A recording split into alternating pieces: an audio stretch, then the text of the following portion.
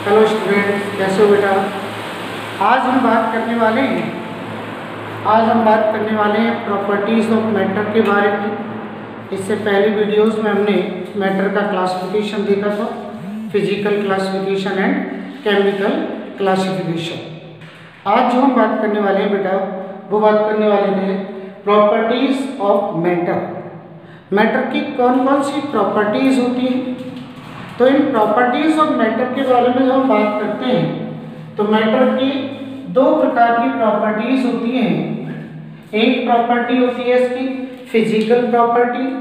Physical properties की बात करेंगे यहाँ पर, फिजिकल प्रॉपर्टीज। और दूसरी प्रॉपर्टी होती है बेटा केमिकल प्रॉपर्टीज। Chemical properties. अब क्वेश्चन ये उठता है कि फिजिकल प्रॉपर्टी क्या होती है। तो फिजिकल प्रॉपर्टी की यदि हम बात करें तो दोज प्रॉपर्टी, क्या डेफिनेशन लिखेंगे अपन, those property which can be observe or measured without changing identity of substances. Without changing identity of substances, उसकी आइडेंटिटी चेंज नहीं होनी चाहिए, आइडेंटिटी वही रहनी चाहिए, यानी कि उसमें कोई केमिकल चेंज नहीं होना चाहिए। फिजिकल क्वांटिटी, तो हमें ध्यान रखना है कि फिजिकल प्रॉपर्टीज ऑफ मैटर में ऑब्जर्वेशन किया जा सकता है और मेजरमेंट किया जा सकता है। उनको हम क्या कहते हैं, फिजिकल प्रॉपर्टीज ऑफ मैटर कहते हैं। यदि थर्मोडायनामिक पॉइंट ऑफ व्यू से मैं बात करूं, थर्मोडायनामिक पॉइंट ऑफ व्यू से बात करूं तो इन फिजिकल प्रॉपर्टीज को मैं फर्दर क्या बांट सकता हूं, दो टाइप में बांट सकता हूं। थर्मोडायनामिक एक नया चैप्टर आएगा आपका आगे, तो थर्मोडायनामिक पॉइंट ऑफ व्यू से, थर्मोडायनामिक पॉइंट ऑफ व्यू से यदि मैं बात करूं तो ये दो प्रकार की हो सकती हैं। पहली ब्रूक प्रॉपर्टी, जो कि क्वांटिटी ऑफ मैटर पर डिपेंड्स करती है। Those property which depends on quantity of matter, जो क्वांटिटी ऑफ मैटर पर डिपेंड करती हैं उनको हम एक्सटेंसिव प्रॉपर्टी कहते हैं। क्या कहते हैं, एक्सटेंसिव प्रॉपर्टी कहते हैं। और those property which do not depend on quantity of matter are called intensive properties। क्या कहलाती है वो, intensive properties कहलाती है। तो extensive properties क्या होती है, which depends on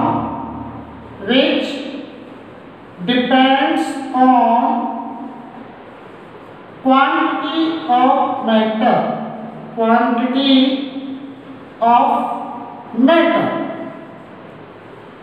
जबकि इंटेंसिव प्रॉपर्टी क्या होती है, which do not depends on quantity of matter, which do not depends on quantity of matter, quantity of matter, quantity of matter. तो एक्सटेंसिव प्रॉपर्टी में कौन कौन सी प्रॉपर्टी रखी जा सकती है। फॉर एग्जाम्पल मैं मास की बात करता हूँ। मास, किसी भी सब्सटेंस का मास जो होता है वो एक एक्सटेंसिव प्रॉपर्टी है, क्योंकि मास कम या ज़्यादा होने पर जो है उसकी क्वांटिटी पर डिपेंड करता है। एक बॉडी का मास कम भी हो सकता है, एक का ज़्यादा हो सकता है। मैटर ज़्यादा होगा तो मास ज़्यादा, मैटर कम होगा तो मास कम होगा। तो मास एक कैसी प्रॉपर्टी है, एक्सटेंसिव प्रॉपर्टी है, एक्सटेंसिव फिजिकल प्रॉपर्टी है। मास की बात कर सकता हूँ, वॉल्यूम इसके अंदर रख सकता हूँ। वॉल्यूम कैसी क्वांटिटी है, एक्सटेंसिव प्रॉपर्टी है। मोल रख सकता हूँ, मोल कैसी क्वांटिटी है, एक्सटेंसिव क्वांटिटी है। जितनी भी एनर्जीज हैं, एनर्जीज उनको यहाँ रख सकता हूँ, एनर्जीज की बात कर सकता हूँ। हीट कैपेसिटी की की बात कर सकता हूँ, हीट कैपेसिटी की बात कर सकता हूँ, ठीक है ना। यदि मुझे लेंथ मेजर करनी है, एरिया मेजर करना है, उन सब की बात मैं यहाँ पर कर सकता हूँ। तो इसका मतलब ये सभी कैसी प्रॉपर्टी हैं जिनको कह सकते हैं एक्सटेंसिव कैटेगरी में हम डाल सकते हैं। भाई इंटेंसिव प्रॉपर्टी की बात करूं, इंटेंसिव प्रॉपर्टी का मतलब जो कि क्वांटिटी ऑफ मैटर पर डिपेंड नहीं करती है, क्वांटिटी ऑफ मैटर पर डिपेंड नहीं करती है।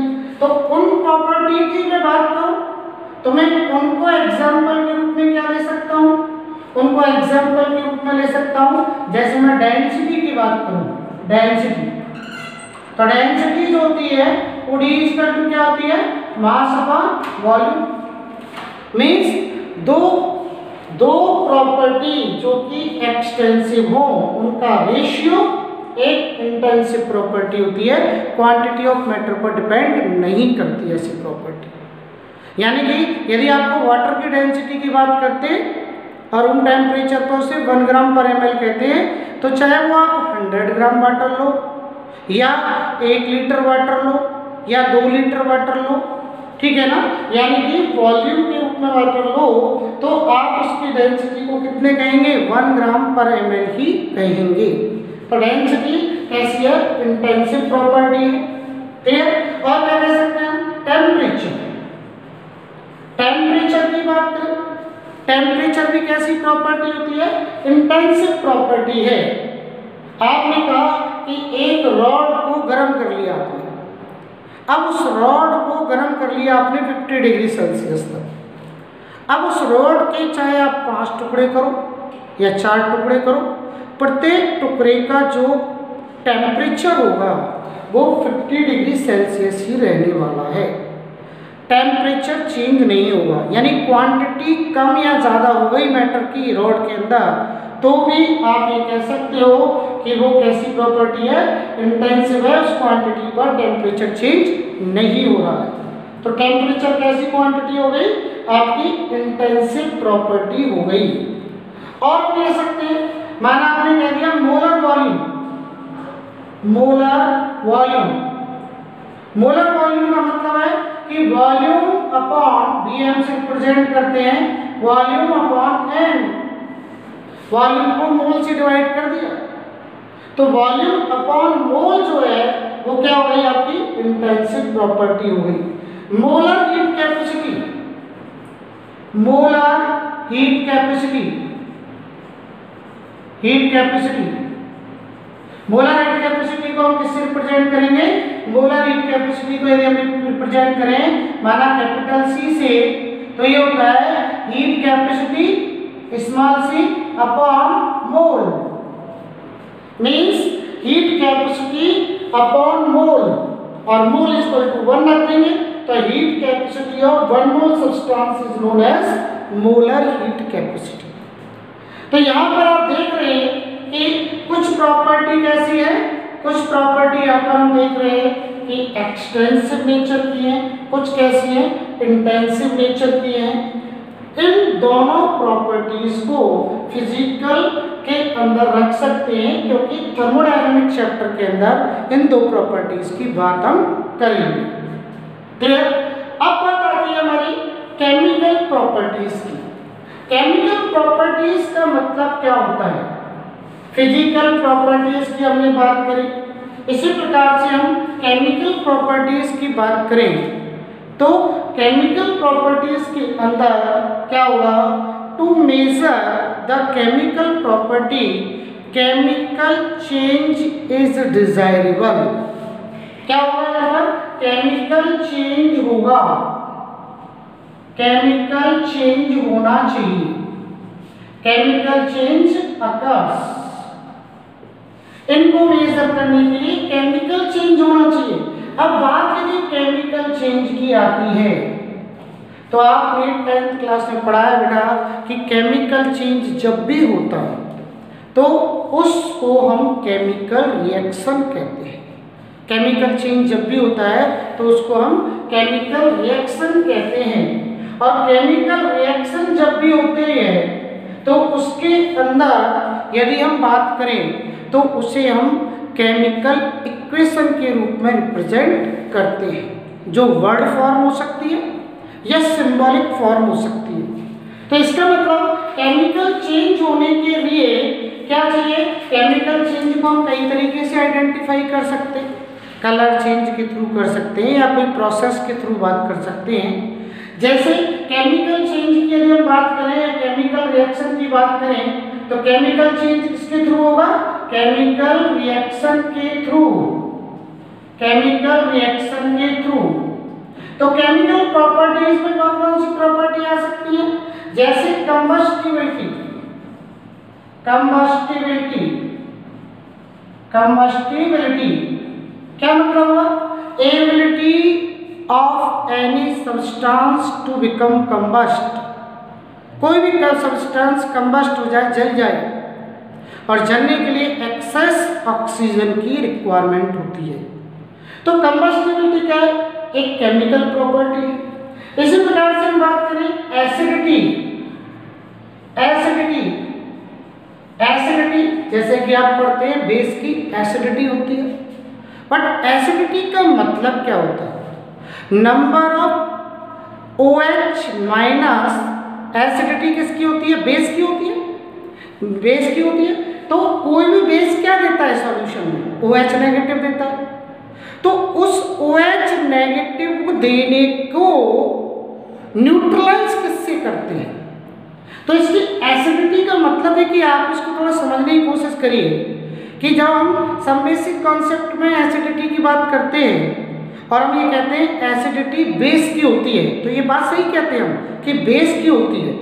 पर आगे जब फर्दर चैप्टर पढ़ेंगे तो एसिडिटी का मतलब एसिडिक स्ट्रेंथ से ही लगाना है, अर्थात बेस की होती है प्रॉपर्टी, पर इसको डिफाइन कैसे करेंगे कि how many H+ ion required to neutralize OH negative given by any base.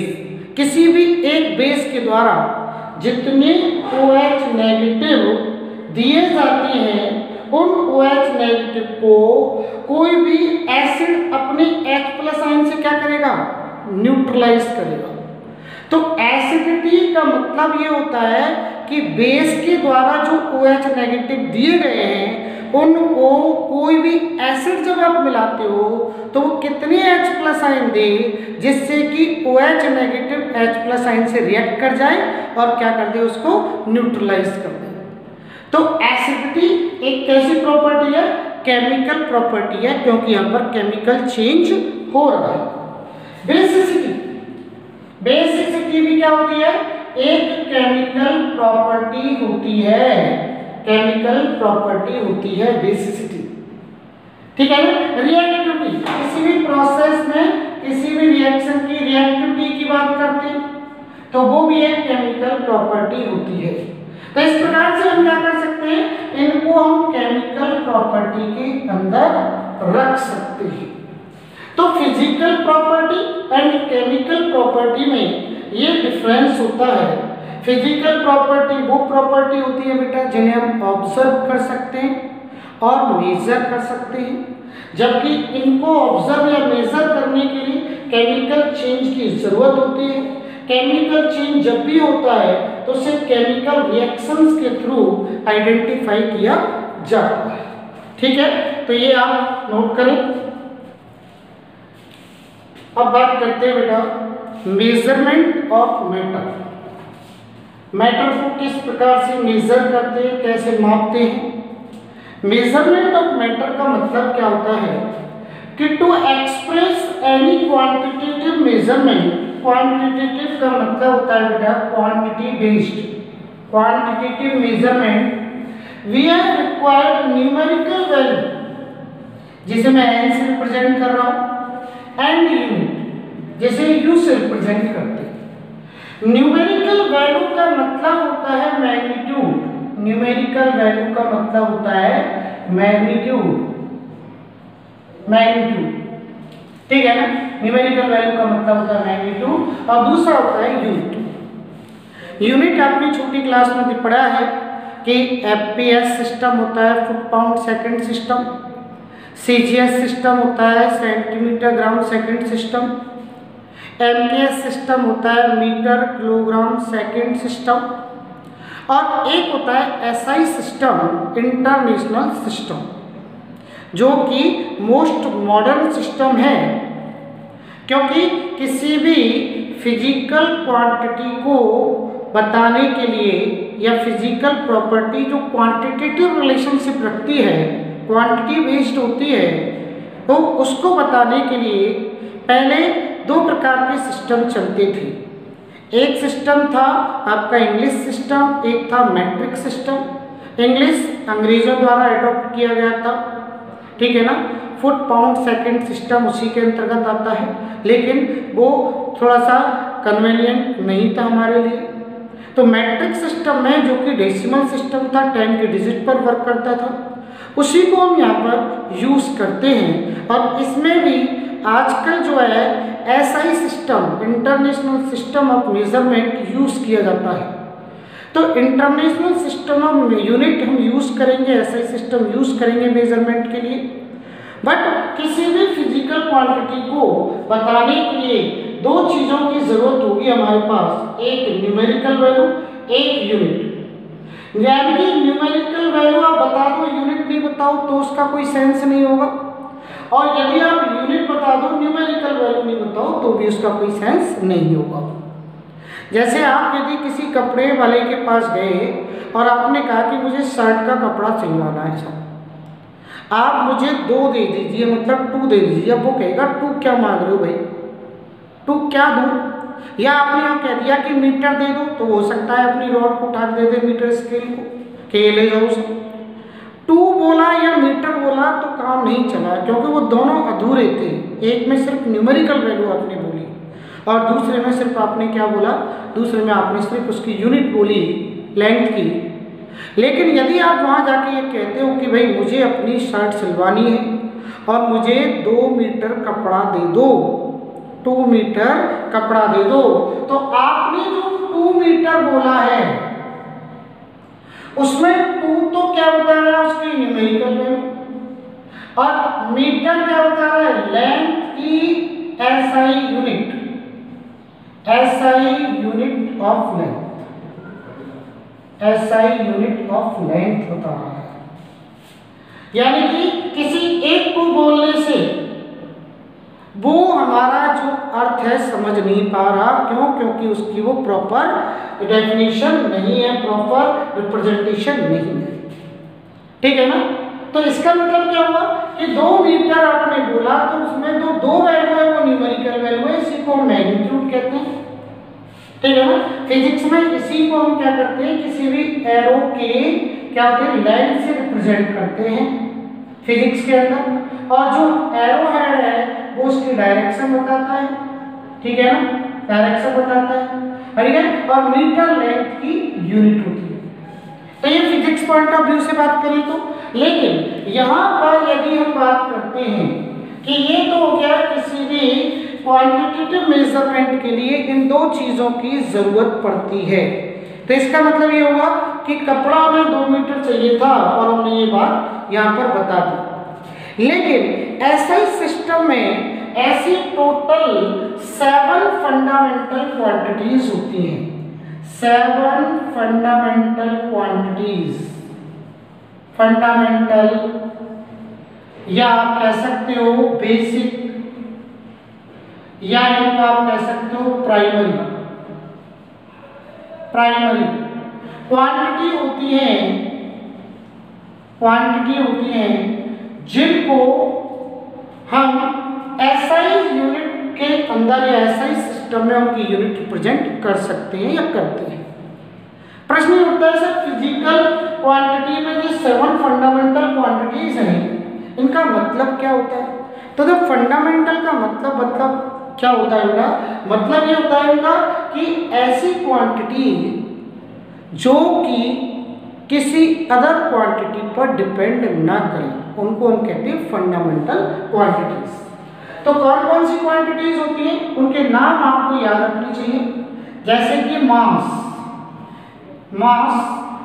दूसरी बात करें तो लेंथ, तीसरी बात करें तो टाइम, फोर्थ बात करें तो टेम्परेचर, फिफ्थ बात करें तो आपकी करंट हो जाएगी, करंट, और सिक्स बात करें तो अमाउंट ऑफ सब्सटेंस, और यदि सेवन हुई तो यहाँ पर बात कर सकते हैं ल्यूमिनस इंटेंसिटी।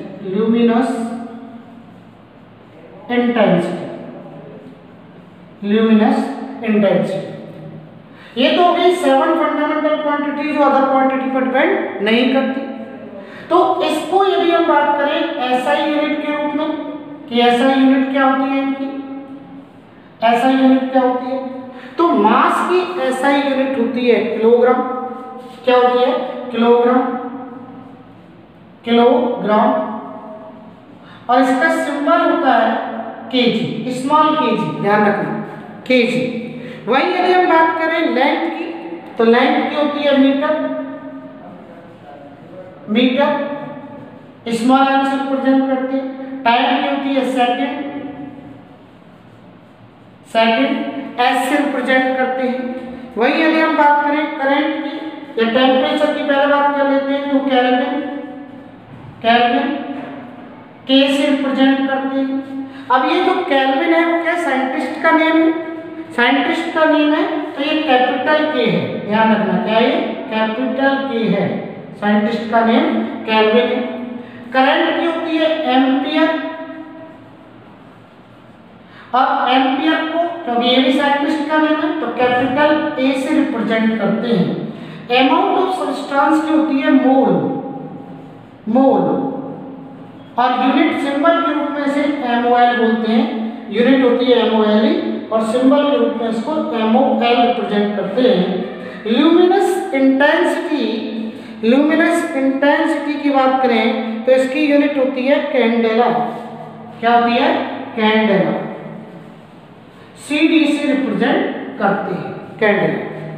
तो इस तरह से हमने देखा कि mass, length, time, temperature, current, amount of substance और ल्यूमिनस इंटेंसिटी, ये 7 बेसिक यूनिट होती हैं, फंडामेंटल यूनिट होती हैं जो अदर क्वांटिटी पर डिपेंड नहीं करती। बाकी की जो क्वांटिटी होती हैं जितनी भी, वो फिजिक्स में यूज हो, न्यूमेरिकल प्रॉब्लम में या केमिस्ट्री में, वो सब आती है डेराइव्ड क्वांटिटी के अंदर। किसके अंदर आती है? डेराइव्ड क्वांटिटी के अंदर, डेराइव्ड क्वांटिटी के अंदर। तो डेराइव्ड क्वांटिटी के अंदर यदि हम बात करें तो डेराइव्ड क्वांटिटी के अंदर आती है रेस्ट ऑल। जैसे मैंने आपको एग्जांपल के रूप में बताऊं मैं आपको यहाँ पर कि यदि आपको सपोज एरिया निकालना है तो एरिया का फॉर्मूला होता है लेंथ इनटू ब्रेथ, ठीक है ना, दोनों ही प्रकार के लेंथ है। तो इसका मतलब क्या हुआ? मीटर इनटू मीटर स्क्वायर या स्क्वायर मीटर, इसका क्या हो जाएगी? ऐसा ही यूनिट हो जाएगी। आपको निकालना है वॉल्यूम, तो वॉल्यूम क्या हो जाएगा? Length into breadth into height हो जाएगा। आपको निकालना है हमारा डेंसिटी, तो डेंसिटी क्या होता है? मास पर वॉल्यूम। मास की ऐसा यूनिट क्या होती है? किलोग्राम। वॉल्यूम की क्या होती है? Meter cube. तो किलोग्राम पर मीटर क्यूब उसकी यूनिट हो जाएगी, तो मास अपॉन डेंसिटी। तो ये एक्चुअल में क्या है? आपने क्या देखा है इसमें? देखा आपने कि जितनी भी है, कुछ भी ले लो, फोर्स ले लिया तो फोर्स क्या होता है? मास इनटू एक्सेलरेशन, ठीक है ना। वर्क ले लिया तो क्या होता है? F vector dot S vector, मतलब force vector dot displacement vector. ये सब यूनिट जो है वो किन पर डिपेंड करती है? फंडामेंटल यूनिट्स पर डिपेंड करती हैं, फंडामेंटल क्वांटिटी पर डिपेंड करती हैं। यानी कि इनके फॉर्मूला को जब सिंप्लीफाई करते हैं तो उसे तब तक सिंप्लीफाई करते हैं जब तक कि वो किस यूनिट के रूप में आ जाए? इनमें से किसी यूनिट के रूप में नहीं आ जाए। तो ऐसी क्वांटिटी को हम क्या कहते हैं? डेराइव्ड क्वांटिटी कहते हैं। इसका मतलब यह हुआ कि किसी भी सब्सटेंस की फिजिकल प्रॉपर्टी को जिनका क्वांटिटेटिव मेजरमेंट हम करते हैं, उनको मेजर करने के लिए दो प्रकार की फिजिकल क्वांटिटी हमें देखने को मिलती हैं।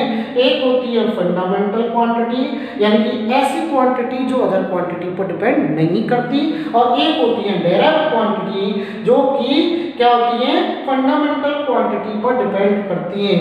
मतलब इनका फॉर्मूला जब भी सिंप्लीफाई किया जाएगा तो उसे किस रूप तक किया जाएगा, जब तक कि वो इनमें से किसी रूप में नहीं आ जाता तब तक उसे सिंप्लीफाई किया जाएगा। ठीक है ना, तो इसको आप नोट कर लीजिए।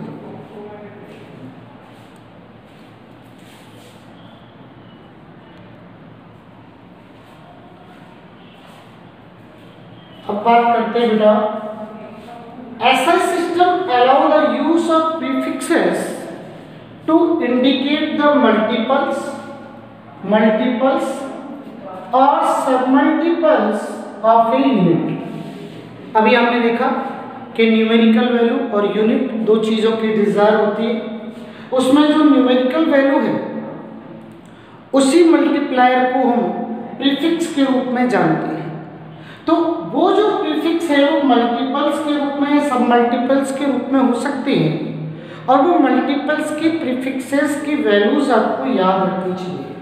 वो कितने से स्टार्ट होते हैं, 10⁻24 से स्टार्ट होते हैं, 10⁻24, 10⁻21, 10⁻18, 10⁻15, 10⁻12,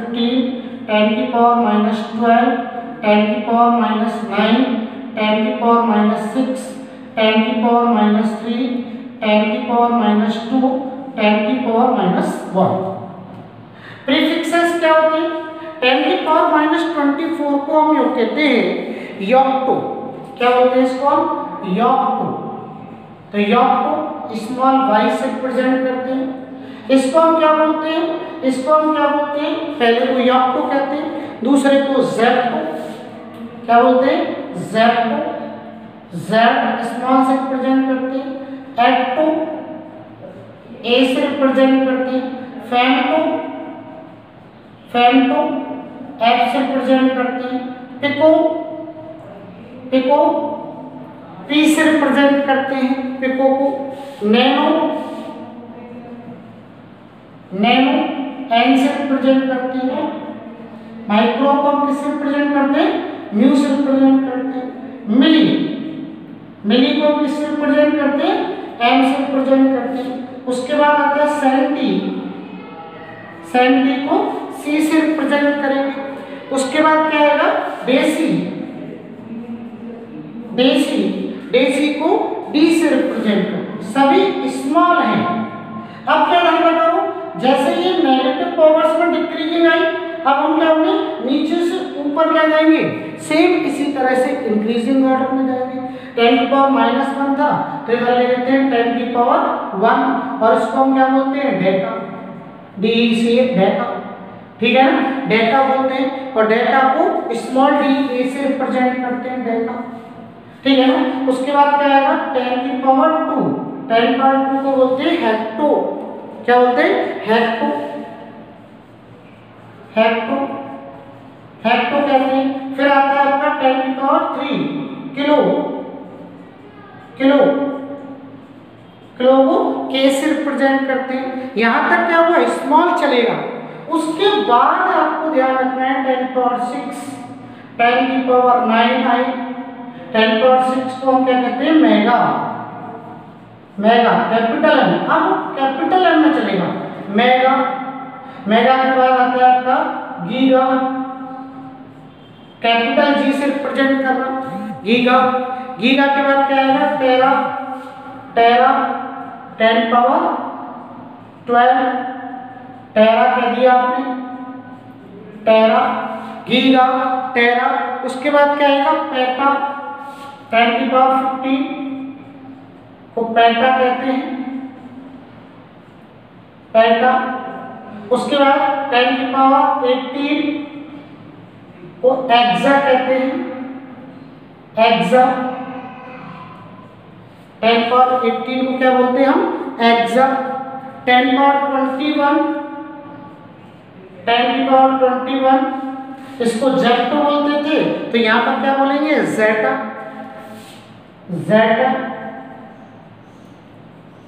और 10 की पावर 24, 10 पावर 24 को यहाँ पर कहते हैं योक्टो, तो यहाँ बोलेंगे योटा। क्या बोलेंगे? Yotta, capital Y. यानी कि ये सिंबल कैसे है? कैपिटल है, और बाकी के जो भी सिंबल्स हैं वो सब क्या है? नेगेटिव, मतलब स्मॉल है। ये क्या है? कैपिटल सिंबल्स है, और ये क्या है? स्मॉल सिंबल्स है। तो ये टर्म्स बहुत काम की कि पिको कह दिया, पिकोमीटर 10 पावर -12 मीटर, नैनोमीटर 10 की power -9 meter, micrometer 10 6 meter length को जब हम नापेंगे। और यदि आपको मास में कह दिया उसने कि भाई मिलीग्राम, अब मिलीग्राम तो बोल दिया उसने मिलीग्राम। अब यदि आपको मिली का मतलब ही नहीं पता है कि मिली प्रीफिक्स का मतलब क्या है, तो फिर आप समझ ही नहीं पाएंगे। तो मिलीग्राम बोला उसने, माना बोला कि 1 मिलीग्राम, तो मिली का मतलब आपको पता होना चाहिए प्रीफिक्स में क्या होता है। मिली का मतलब होता है 10 की पावर -3, तो आप क्या लिखेंगे? 1 × 10 की पावर -3 ग्राम है इसका मतलब।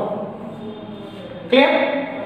तो आपको यहाँ तक कंप्लीट करना है बेटा, इसके बाद अपन नेक्स्ट लेक्चर में डिस्कस करेंगे। ठीक है ना?